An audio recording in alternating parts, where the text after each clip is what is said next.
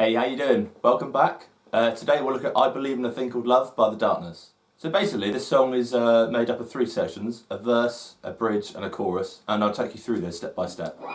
Okay, so this song starts on an F sharp minor chord like this.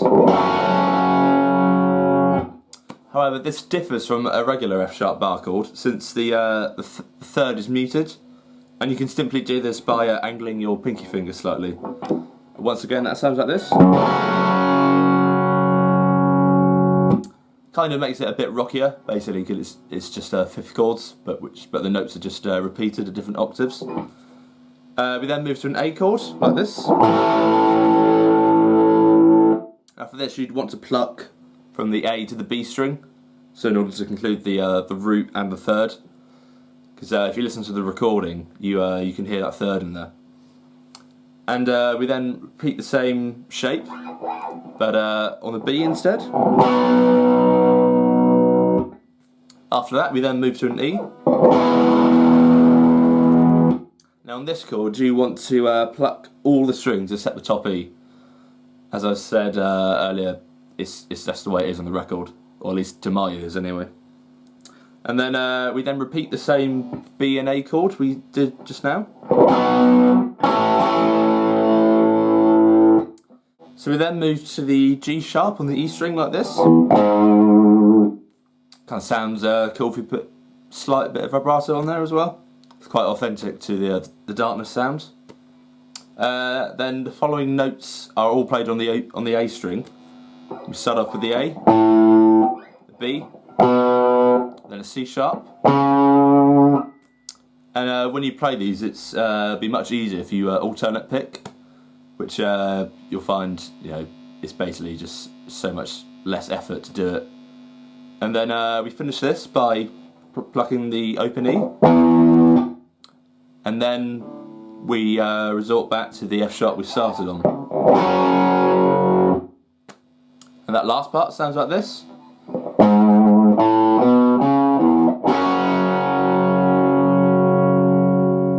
Now leading into the bridge section, instead of doing the riff this time, sounds like this. And that's just a descending major scale run. And the notes are A, G sharp, F sharp, and E. To speed, that sounds like this again. And as I mentioned for the previous riff, you'd want to alternate pick this one as well, as when you find out, it will save you so much effort when you play it. So the main part of the bridge is basically just E to F sharp, and it's the same chords we looked at earlier. It's the open E, into the F sharp, and it's the same F sharp neutral chord that I showed you in the introduction. But when on the bridge section, first time you play it, let all the strings that you pluck ring out. And for the chugging that you hear afterwards, just do that on the bottom three strings, which will be the E to the D. And that'll sound like this. Because sometimes if chugging a lot of strings can get a bit messy, but this just keeps it nice and tidy. So those two chords together sound like this.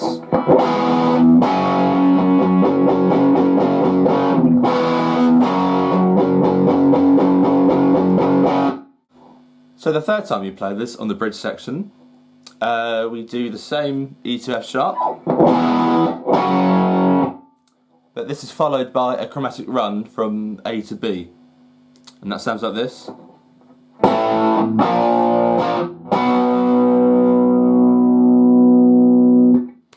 And the A shape we looked at earlier, which goes from the A to the B string, plucking wise, you repeat the same shape for all of those chords. And the first two, which are the A and the B flat, are both played on off beats like this. And then we finally end on beat 1 on the B. But when this is played, you keep chugging it And as I mentioned earlier, you try to avoid plucking lots of strings. So I find the best way to do this is just pluck the A, B and the G. And that'll sound like this.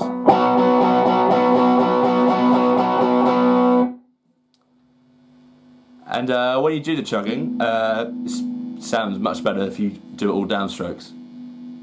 And the whole section again sounds like this.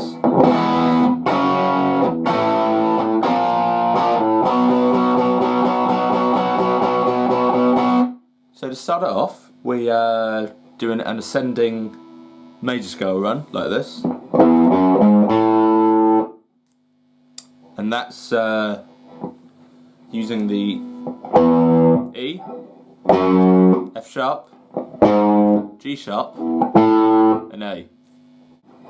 But when you play the A, be sure to pluck the D and G strings as well, which is it's like a bar chord, or a power chord rather.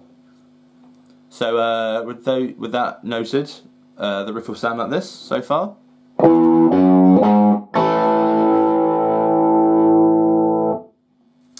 We then move to the G sharp on the E string, pluck the open E, then we play an F sharp power chord. So far the whole thing.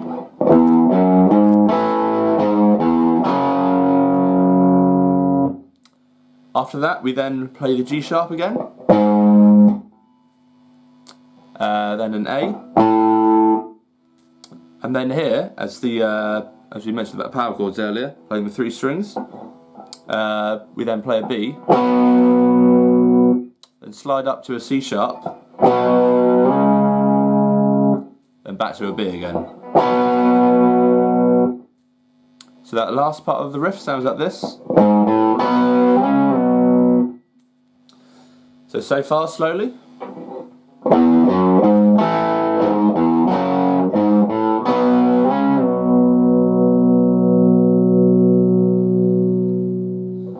And finally, to take us out of the chorus into the solo sections, we play a C sharp minor bar chord like this. Now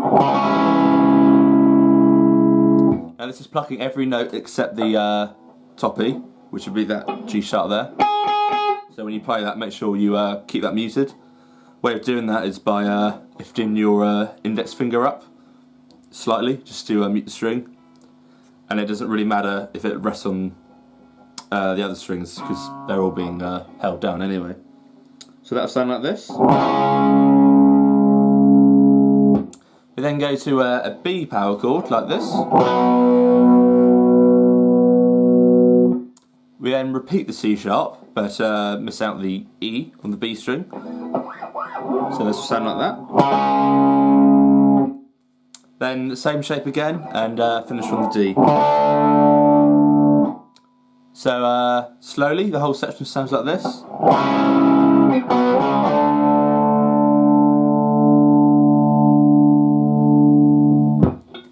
Now this now brings us out of the chorus into the solo section. So now we'll take a look at the first solo, and I'll play it for you in its entirety.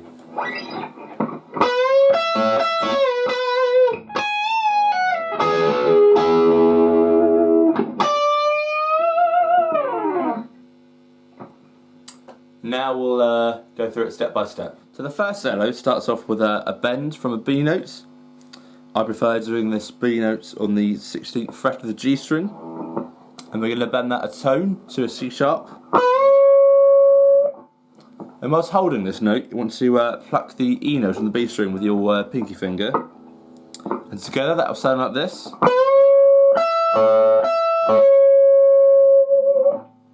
Once you've done that, you then release the bend, and so the note will resolve on a B, and together that will sound like this. And just pluck it once more time once you've released the bend. Now on the studio version, there's a harmonizer guitar on this next part, but for practical reasons, I will show the main line with a couple of added notes, so it so you still get a bit of the harmony in there whilst retaining an authentic sound. And that's what I played in my solo demonstration. So this next lick slowly sounds like this.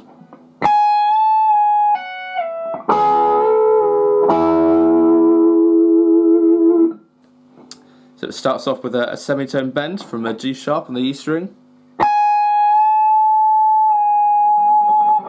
It's all one pick, so so the 3 notes you're playing there are just from one downward stroke of the plectrum. And once you go back to the G sharp, you then move to an F sharp and slide down to the E. But when you slide down these notes, it's probably a good idea to try and anchor your hand down slightly. And so when you come to do the harmony part here, it'll be much easier. So it's good to bear that in mind, building up to the next section of this solo. So that part again. And the harmony bit I was just talking about, I'm going to play for this now.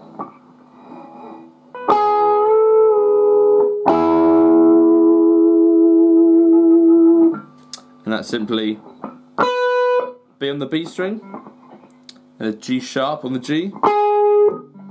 And keeping this B note anchored, you want to bend the G sharp upper semitone to an A. Then release it back down again. And that slowly.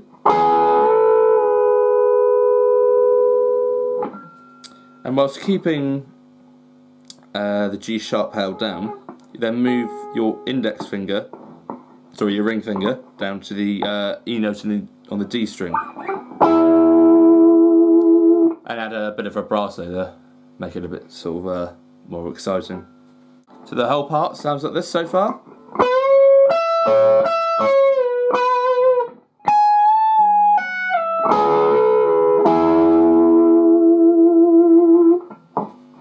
And then we end this solo with a tone bend from a D note on the B string. And rather than doing a straight lick straight towards the D, like this, you want to gradually build up the bend as you go along. And it's good to not have a nice hard pick at this one, so it brings out more. So that'll sound like this.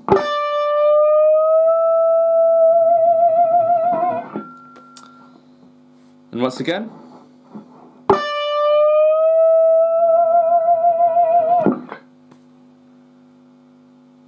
Also, of course, to remember to add the vibrato on this bend. This will sound much more interesting that way. So now we'll look at the second solo.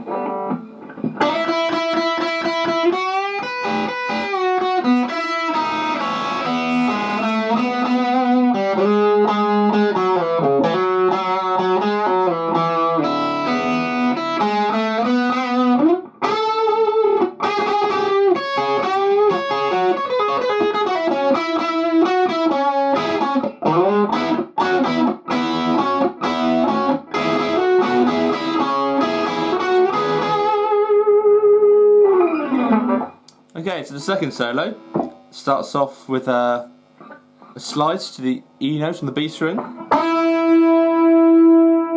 whilst playing this E, you also want to play the E, the open E on the E string, and that'll sound like this. And we then repeat this in a quaver rhythm for a whole bar. So slowly that'll be like this.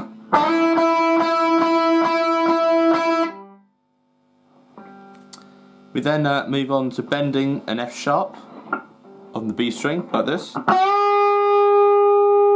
That's a tone bend, going up to the G sharp. And whilst holding this, we then want to pluck the B on the E string with the pinky finger. That sounds like this.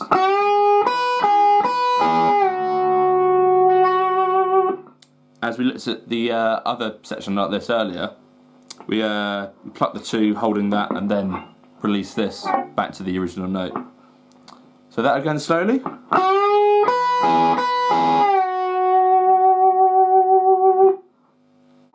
We then proceed to the E we looked at earlier, with playing both the playing the E with the open string. And whilst keeping this open string ringing, you want to descend down like this. So we start on the E, then to the E flat, then to the C sharp, and then to the B. So with the open string ringing, that sounds like this.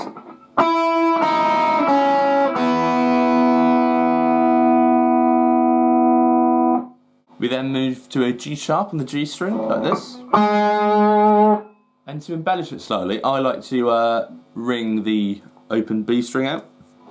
And together that sounds like this. You'll then want to repeat this when playing the A afterwards. But when you slide to the B, mute the open string, so you're just playing the single note. And altogether that sounds like this.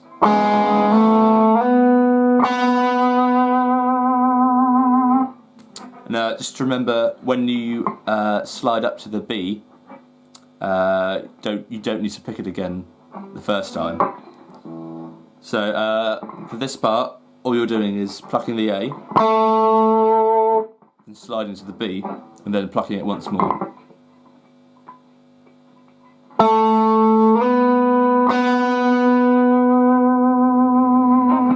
So we then move to a unison bend on the G string, and this is bending from a G to an A note, whilst holding down this A here. And that sounds like this.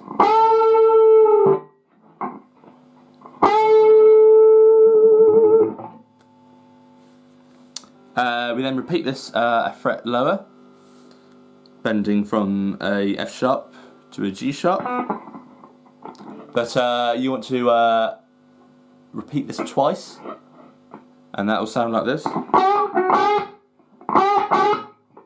But whilst repeating this, you don't want to quite reach the note. You want to choke it so as it almost gets there. But on the third time you play it, just let it ring out. So slowly that will sound like this.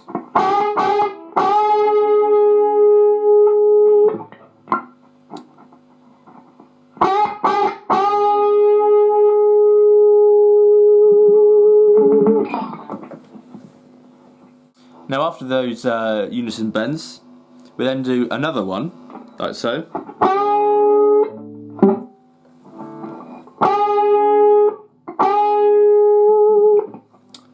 But as soon as we finish that bend, we then do a run like this.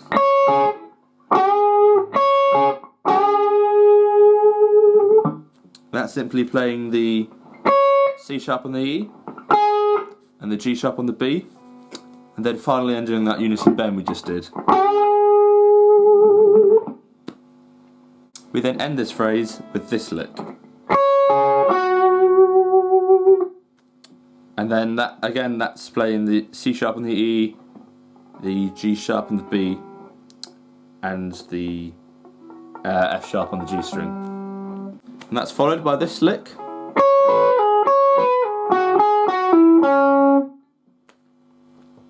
And that starts on the C sharp on the E. Then we play the B note on the B. And when we move down to the G sharp, you want to pull off with your pinky finger from the B note. And that'll sound like this. And always remember when doing pull-offs to pull down away from the fretboard in order to give a much louder sound.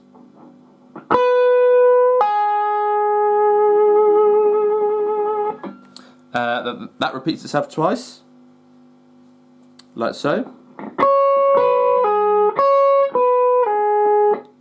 We then move to the F sharp, G sharp, and back to the F sharp, then to an E, and then finally ending on the C sharp and the D string. So that whole lick slow sounds like this.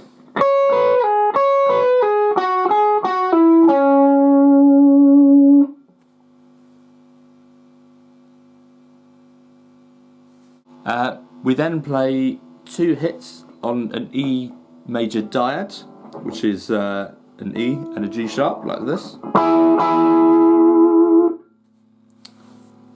We then go back to an F sharp, into an E, then to a C sharp, then back to the dyad. Now for the last part of the solo, I'm not actually going to show you it. One, because I've already demonstrated it in the demonstration, and 2, I'd like you to sort of try and improvise around it. But the scale this last lick uses is the pattern 1 C minor pentatonic, which is the same as E major, but it's in a different order.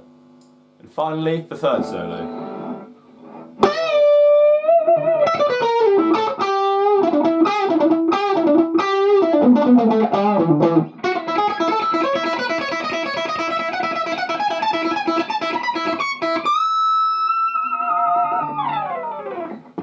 So moving on to the third solo, this starts off with a tone bend from a D note on the B string, like this.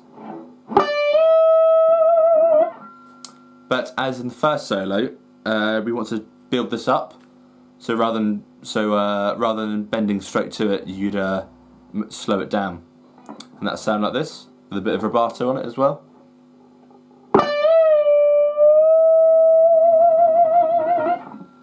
And before the actual main bend, there's a very quick, sort of, kind of like a flick onto the E note there. So the entirety of that slowly sounds like this.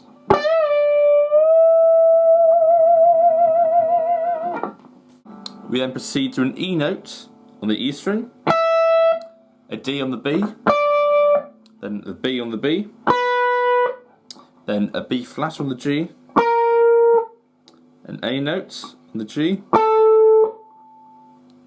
then finally the G. Now in context that sounds like this. We then finish it with playing E, back to an A, and then the G. So slowly the whole thing sounds like this. And it makes it sound a bit more bluesy when you add a slight bend to the G, rather than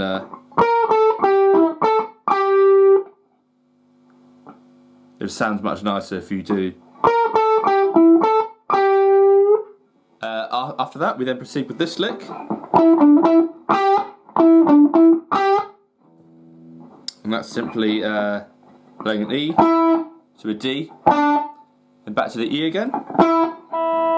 And as we mentioned just now, when you play the G, add a slight bend to it.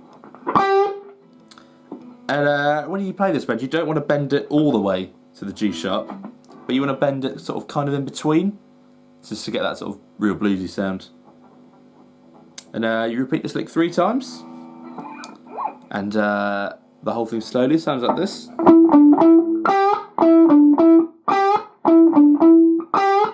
This is followed by this lick.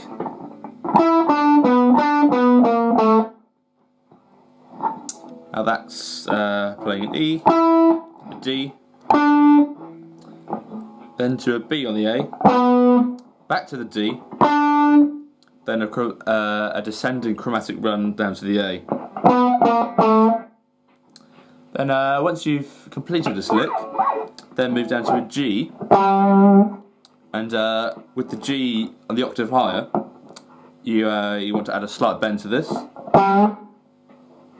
Then finally end we're playing E, a D, then back to the E again.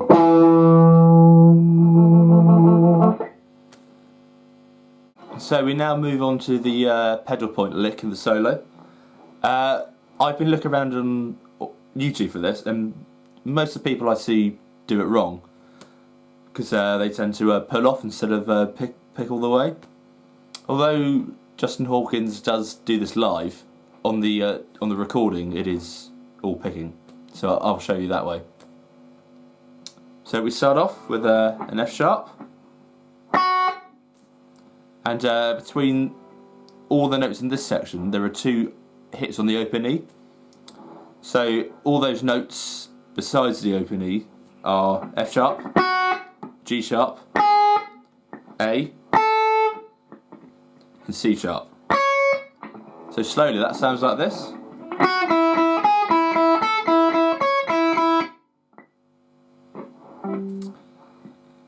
For this section, we start on the B, but instead of doing 2 hits between the notes, you only do 1 instead. So once we start on this one, it sounds like this. And those notes are B, C sharp, E flat, and then finally ending on the E. So far the whole lick sounds like this.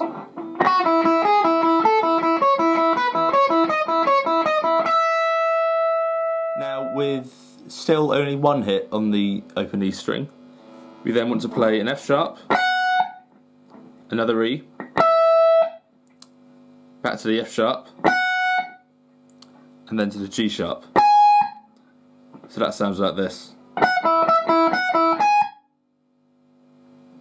Then once you reach the A after that, we then return to 2 hits on the open E, sorry.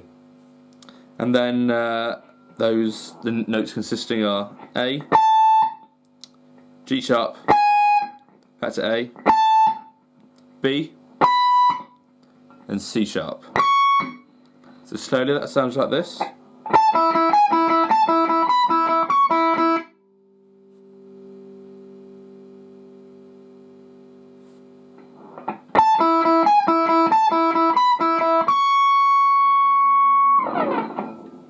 So the final part of this solo, we then want to start on an A on the E string, the G sharp, back to the A, the B, and then on the C sharp. As a reminder, this section requires 2 hits on the open A string between each note. So slowly that sounds like this. Then once you reach the C sharp, there's only 1 hit on the open E. And then this is followed by a tone bend from the D on the 22nd fret. Now you will need a 22nd fret in order to play this if you haven't got one. Otherwise you'd have to do a 3 semitone bend from the C sharp. But in context with the bend, it sounds like this.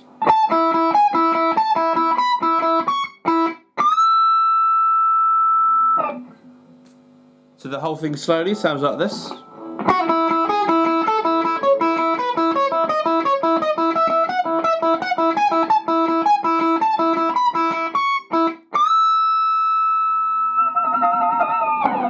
Now if you want to, on the bend at the end, you can always add sort of extra picking motions into it.